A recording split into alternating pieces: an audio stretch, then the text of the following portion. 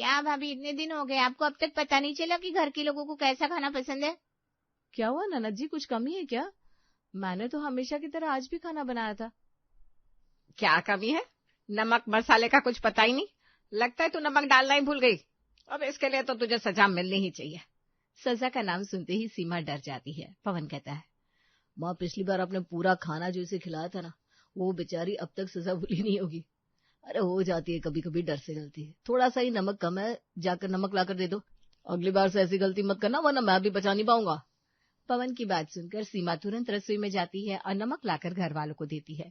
इसी तरह कुछ दिन बीत जाते हैं और शांति अपने छोटे बेटे के लिए भी रिश्ता देखने लगती है।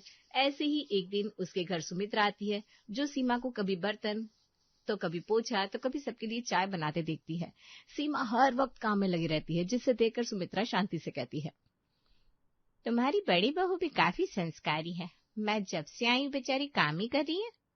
अब आजकल की लड़कियां इतनी संस्कारी होती नहीं है, इन्हें दबा कर रखना पड़ता है। इसको मैंने बता रखा है हमारे घर की बहू की क्या मान मर्यादा है। अगर मैंने इसे छूट दे दी ना तो ये भी बाकी बहुओं की तरह मेरा घर तोड़ देगी। इसलिए मुझे अपनी बड़ी बहू की तरह छोटी बहू भी ऐसी चाहिए जो इसकी तरह हमारी चार बातें सुनकर रहे और डर कर रहे। फिर तो शांति बहन, तुम बिल्कुल चिंता मत करो। मैं जिस लड़की का तुम्हारे लिए रिश्ता लेकर आई हूँ वो इस घर के लिए परफेक्ट है, क्योंकि उसकी माँ सौतेली है और तुम जानती हो सौतेली माँ कैसी होती है। जब शांति को ये पता चलता है कि सुमित्रा जिस लड़की का रिश्ता लेकर आई है उसकी माँ सौतेली है, तो वो रिश्ते के लिए फौरन हाँ कर देती है। वहीं दूसरी तरफ सपना गली में किसी औरत से लड़ रही थी। आपकी हिम्मत कैसे हुई अपना कूड़ा हमारे घर के सामने फेंकने की? मेरी माँ भोली है, आप लोग मेरी माँ को डरा सकते हो, मुझे नहीं। अपना कूड़ा उठाओ वरना मैं यही कूड़ा तुम्हारे घर में फेंक दूंगी। सुमन बहन, अपनी इस नालायक बेटे की शादी कर दो, एक नंबर की लड़ाकू है। और कूड़े की बात, अरे मैंने कूड़ा अपने घर के बाहर रखा था, बच्चे या कुत्ते ले गए होंगे इस कूड़े को वहां पर। चलो आपने ये माना ना कि ये कूड़ा आपका है, वरना अभी कुछ देर पहले तो आप इस कूड़े को पहचानने से भी मना कर रही थी। चलो जल्दी से उठाओ। सपना उस औरत से इतना लड़ती है कि अर्चना मुंह बनाकर उसके पास आती है और अपना सारा कूड़ा ले जाकर अपने घर के कोने में रख देती है। जब शाम को गाड़ी वाला आता है तो कूड़ा फेंक देती है। थोड़ी देर बाद मोहल्ले का एक लड़का आकर आशा से सपना की शिकायत करता है, आंटी आपकी बेटी बहुत ज्यादा बदमाश हो गई है, हर जगह बस अपनी बदमाशी दिखाती रहती है। कल रास्ते पर चलते हुए मेरी शर्ट फाड़ दी। माँ इसकी बातों में मत आना, कल अपने कुछ बदतमीज दोस्तों के साथ खड़ा होकर किसी मासूम लड़की की रैगिंग कर रहा था। चुप हो जा, बिल्कुल चुप हो जा। तूने मेरे नाक में दम करके रख दिया है। एक दिन बीतता नहीं कि तेरी शिकायत आ जाती है। अरे क्या करेगी तू ससुराल में, तेरे लिए लड़के देख रही हूं मैं। अगर किसी ने बता दिया तो कोई शादी ही नहीं करेगा। बेटा इसकी तरफ से मैं माफी मांगती हूँ, ये आगे से ऐसा नहीं करेगी। आशा उस लड़के से माफी मांगकर इस बात को यहीं दफन कर देती है और अपनी बेटी से नाराज हो जाती है। किसी तरह कुछ दिन बीत जाते हैं और शादी की बात आगे चलती है। कुछ दिनों बाद शांति अपने पूरे परिवार के साथ सपना को देखने उसके घर आती है तो देखती है आशा अपनी बेटी के कान पकड़कर उसे फटकार लगा रही है। बोल तू मुझे, क्या ऐसी गलती दोबारा नहीं करेगी? कहीं जाने से पहले तू मुझे बताएगी। अगर बिना बताए तो कहीं पर भी गई तो मैं तेरी टांगे तोड़ दूंगी। बेचारी मेरी होने वाली बहू, इसकी सौतेली माँ कितनी गंदी है। और डर तो देखो जरा इसके चेहरे पर। अब आएगा मजा जब मेरी दोनों बहुएं मेरे इशारों पर नाचेगी और मैं सबको दिखा दूंगी कि बहू को कैसे काबू में रखा जाता है। ये नजारा देखकर शांति काफी कुछ सोचने लगती है। जैसे ही आशा शांति और उसके परिवार को देखती है, वो अपनी बेटी को अंदर भेज देती है और घर आए मेहमानों का स्वागत करती है। माफ करना, मैं अपनी बेटी को डांट रही थी, पर क्या करूं, माँ हूं ना। कोई बात नहीं बहन जी, हम समझ सकते हैं, बच्चे अक्सर ऐसा करते हैं। माँ बाप को इस उम्र में उन्हें डांटना पड़ता है। वैसे हमें तो लड़की पसंद है, अब आप बता दीजिए। भाई साहब, हमें भी आपका लड़का बहुत पसंद है। मैंने अकेले अपनी बेटी को पाला है और मेरी एक ही बेटी है, तो इसका अच्छे से ख्याल रखना। हम अगले ही महीने शादी की तारीख निकाल लेते हैं। सपना का सच शांति के परिवार को पता ना चले, इसलिए वो उस रिश्ते के लिए तुरंत हाँ कर देती है। देखते ही देखते एक महीना बीत जाता है और सपना अमित से शादी करके अपने ससुराल आती है। भाभी स्वागत है आपका घर में। कल सुबह उठने से पहले अपनी जेठानी से इस घर के नियम जान लेना, क्योंकि यहाँ पर गलती होने पर सजा मिलती है। काजल, नई बहू को ऐसे डराते नहीं। बहू तुम्हारी ननद मजाक कर रही है। शांति, बहू का गृह प्रवेश करवाओ। विनोद बात को घुमा देता है और शांति अपनी बहू का गृह प्रवेश करवाती है। गृह प्रवेश के बाद जब सपना अपने कमरे में जाती है तो अमित से कहती है, बुरा मत मानना पर क्या मैं कुछ पूछ सकती हूँ? काजल ने ऐसा क्यों बोला कि इस घर में गलती की सजा मिलती है? अरे सपना, तुम इतना क्यों सोच रही हो? उसकी आदत है लोगों को डराने की। बाकी धीरे धीरे तुम्हें खुद सब समझ में आ जाएगा। हाँ, पर जैसा घर वाले बोले वैसे ही करना, क्योंकि मैं नहीं चाहता कोई तुम्हें थोड़ा सा भी डांटे। सपना आज ही ससुराल आई थी, इसलिए किसी से ज्यादा सवाल जवाब नहीं करती, पर उसे अपने पति की बात और काजल की कही बातें अजीब लगती है। अगली सुबह होती है तो वो रसोई में अपनी जेठानी से बातें करती है। दीदी, मैंने तो सबकी पसंद का खाना बना लिया जैसे आपने बताया था। अब मैं सोच रही हूँ क्यों ना फ्रिज में गाजर रखा है तो थोड़ा खाना हम अपनी पसंद का भी बना ले। आपको पसंद है ना? अरे सपना, आराम से बोलो। इस घर में बहू ऊंची आवाज में बात नहीं कर सकती। अगर किसी ने सुन लिया तो तुम्हारे साथ साथ मुझे भी डांट सुनाई पड़ेगी और सजा मिलेगी, वो अलग। मतलब मैं कुछ समझी नहीं। बहू के लिए इस घर की कुछ मर्यादाएं हैं। इस घर की बहू अपनी मर्जी से कुछ नहीं कर सकती, ना ऊंची आवाज में बात कर सकती है और ना ही किसी को जवाब दे सकती है। इस घर की बहू सिर्फ घर के काम कर सकती है और सबकी आज्ञा का पालन। अगर मुझसे कभी कोई गलती हो जाती है तो मुझे पता है कैसी सजा मिलती है। खाना ज्यादा बन जाए तो सारा खाना मुझे खिला दिया जाता है। अगर नमक मसाला तेज हो जाए तो नमक चटवाया जाता है। और गाजर के हलवे की बात, माँ जी ने सारे गाजर गिन कर रखे हैं। अगर एक भी कम हुई ना तो इसका हिसाब देना पड़ेगा। ये घर है या कोई कैद खाना? कैद खाना ही समझ लो। पर मुझे एक चीज की खुशी है कि जब मैं अपने मायके जाती हूँ तो मुझे वहां बहुत सुकून मिलता है। पर तुम तो अपने मायके में भी सुकून नहीं ले पाती होगी ना। तुम्हारी सौतेली माँ तो बहुत बुरी है। जब हम लोग तुम्हें देखने आए थे तो हमने देखा तुम्हारी माँ का तुम्हारे लिए बर्ताव। दीदी, जरूरी नहीं कि हमारी आंखें जो देखी वो सच हो। वो मेरी माँ का प्यार था मेरे लिए। मेरी माँ ने अपनी खुद की कोई संतान नहीं की। उन्हें लगा कहीं मेरा प्यार बट ना जाए, और उन्होंने ही मुझे सिखाया है गलत के खिलाफ जवाब देना। इस तरह दोनों देवरानी जिठानी काफी देर तक बातें करती है और कुछ ही देर बाद सभी घर वालों को खाना परोसती है। अरे वाह, लगता है तुम्हारी सौतेली माँ ने तुम्हें सब कुछ बहुत अच्छे से सिखाया है। बहुत अत्याचार किया होगा तुम पर, तभी तो हर चीज में तुम इतने परफेक्ट हो। वरना बड़ी बहू ने तो पहले ही दिन हमें जला हुआ खाना खिला दिया था। पापा, भाभी को कहाँ खाना बनाना आता था? वो तो भाभी ने यहाँ आकर सीखा। अगर माँ ना होती तो पता नहीं भाभी आज हमें क्या खिला रही होती। बड़ी बहू को इस घर की बहू बनाकर गलती करती मैंने, इसीलिए तो दूसरी बहू मैंने ऐसे घर की चुनी है जहाँ उसकी सौतेली माँ है। सौतेली माँ के बहुत अत्याचार सहे होंगे ना बहू तूने? पहले ही दिन अपने ससुराल वालों की ऐसी बातें सुनकर सपना को बहुत गुस्सा आता है। जब वो जवाब देने के लिए आगे बढ़ती है तो सीमा उसका हाथ पकड़ लेती है और इशारे से गर्दन हिलाकर मना करती है। दोनों देवरानी जेठानी रसोई में चली जाती है और काम करते हुए फिर से बात करती है। दीदी, आपने मुझे बोलने क्यों नहीं दिया? अगर आपने मुझे बोलने दिया होता तो आज मैं इन लोगों की बोलती बंद कर देती और इनको दिखा देती मैं क्या चीज हूँ। सपना, मैंने इस घर में बहुत गुस्सा सहा है। मैं नहीं चाहती कि जो मैंने सहा है वो तुम्हें भी सहना पड़े। अगर तुम मुझे सच में अपनी बड़ी बहन मानती हो ना तो मैं तुम्हारे आगे हाथ जोड़ती हूँ। उनके सामने वैसे ही बन के रहना जैसे ये लोग चाहते हैं। ये लोग बहुत बुरे हैं।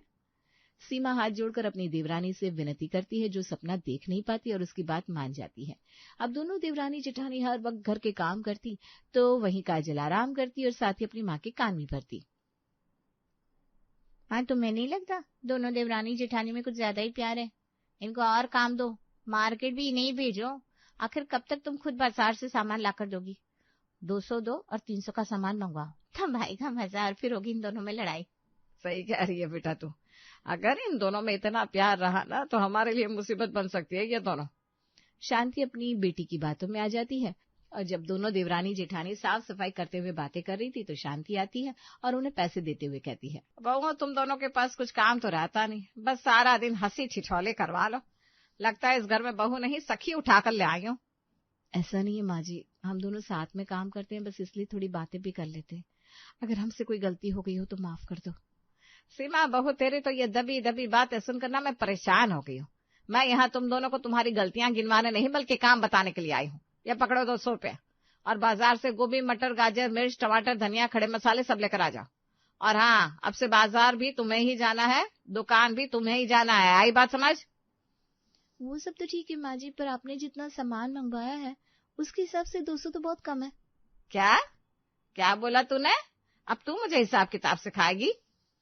माँ जी, सपना की बातों का बुरा मत मानो। शायद ये कभी बाजार नहीं गई होगी ना, इसलिए इसे पता नहीं है सब्जी कैसे लेनी है। मैं 200 में सारा सामान ले आऊंगी। बहू, अगर इस घर में रहना है तो अपनी जेठानी से कुछ सीख ले, वरना मैं तो हूं ही तुझे सिखाने के लिए, जैसे बड़ी बहू को सिखाया था। अपनी सास की बात सुनते ही सीमा थर थर कांपने लगती है और ये देखकर सपना को काफी हैरानी होती है। कुछ देर में दोनों देवरानी जेठानी सब्जी लेने के लिए बाजार जाती है, जहां सपना देखती है कि कम पैसों में सारा सामान लेने के लिए सीमा छटी हुई सब्जियों में से सब्जी ले रही थी और उसमें भी मोल भाव करवाने की कोशिश कर रही थी। अंकल, मेरे पास सिर्फ 20 रुपए बचे हैं, 20 रुपए किलो गोभी दे दो ना।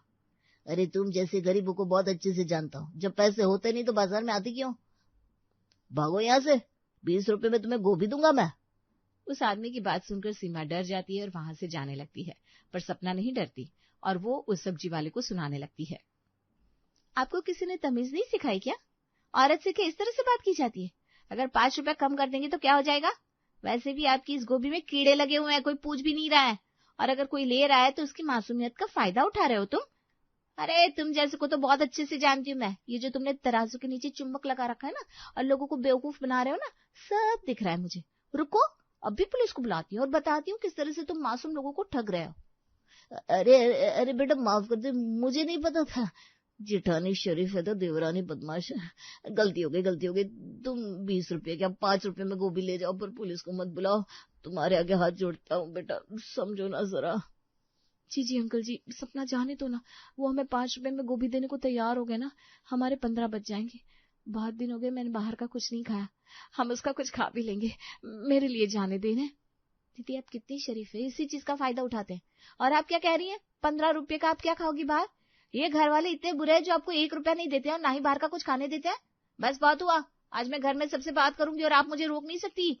अगर हम इसी तरह से उनकी सुनते रहे ना तो ये हमें दबाते रहेंगे। अब समय आ गया कि मैं अपने ससुराल वालों को अपनी बदमाशी दिखाऊं। सपना सीमा के साथ सब्जी लेकर घर आती है और अपनी जेठानी के साथ कमरे में बैठकर बातें करने लगती है।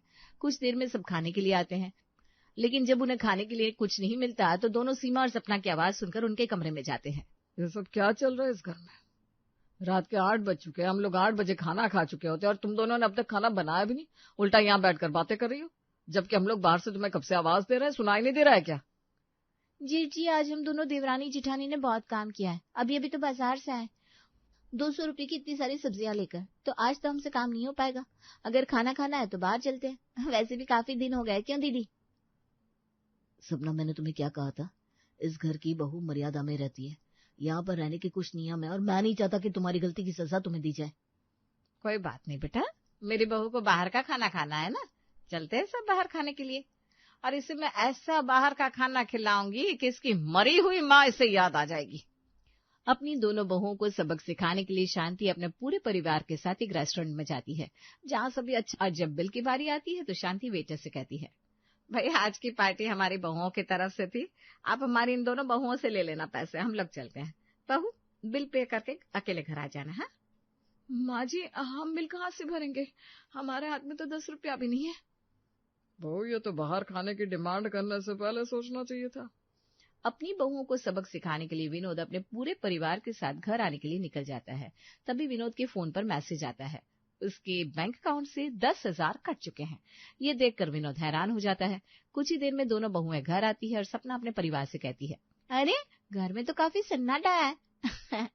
लगता है पापा जी ने मैसेज देख लिया है 10,000 का। मुझे पता था आप लोग ऐसा ही कुछ करेंगे, इसलिए जब माँ जी ने बाहर जाने का प्लान बनाया तो मैंने पापा जी का ATM कार्ड अपने पास रख लिया और आप लोगों के जाने के बाद 10,000 अकाउंट से निकालकर जो खाया उसका बिल चुकाया। फिर दीदी को पास में थोड़ी सी जगह पर घुमाया और इसके बाद हम दोनों कैब करके आ गए। अभी भी हमारे पास 2,000 है। सपना की बात सुनकर शांति को बहुत गुस्सा आता है और वो उसे मारने के लिए आगे बढ़ती है, पर सपना अपनी सास का हाथ पकड़ लेती है और उनसे कहती है, दीदी शरीफ है, मैं नहीं। इतने दिनों से चुप थी क्योंकि दीदी चाहती थी, पर अब पानी सिर से ऊपर जा चुका है। अगर फिर इस तरह की कभी गलती करी ना तो सीधा पुलिस कंप्लेंट कर दूंगी, फिर पूरा खानदान जेल की चक्की पीसिंग। अगर मेरे बारे में कुछ पता ना हो ना तो एक बार मेरे मायके चली जाना। और रही सौतेली माँ की बात, तो मैं चाहती हूँ कि हर जन्म में आशा माँ ही मेरी माँ बने, क्योंकि उन्होंने मेरी सगी माँ से भी बढ़कर मुझे प्यार किया है। आई बात समझ में? सपना का असली रूप देखकर सबके होश उड़ जाते हैं और अगली सुबह होती है। अरे तू घोड़े बेचकर क्या सो रही है? जाकर उस सपना को उठा और बोल मेरे लिए बेड टी बना कर लेकर आए। 8 बज चुके हैं, कल की बहू अब तक मेरी चाय नहीं लेकर आई। माँ आपने देखा नहीं कल रात को भाभी का चंडिका वाला रूप? मेरा क्या है, मैं तो 1-2 साल में अपने ससुराल पहुंच जाऊंगी। तुम्हें ही रहना है अपनी दोनों बहुओं के साथ। अगर चाहती हो ना बुढ़ापा अच्छी से गुजरे तो बहुओं से बनाकर रखो। मुझे तो लगता है अब तुम्हारे दिन गए, मैं नहीं जा रही उसे ऑर्डर देने। आई बात समझ में? जो काजल अपनी माँ के कान भरती थी, आज वही काजल अपनी माँ को कुछ अच्छी चीजें समझाती है, जिसके बाद शांति और उसके पूरे परिवार की हेकड़ी निकल जाती है और वो लोग अब सपना से डर कर रहते हैं।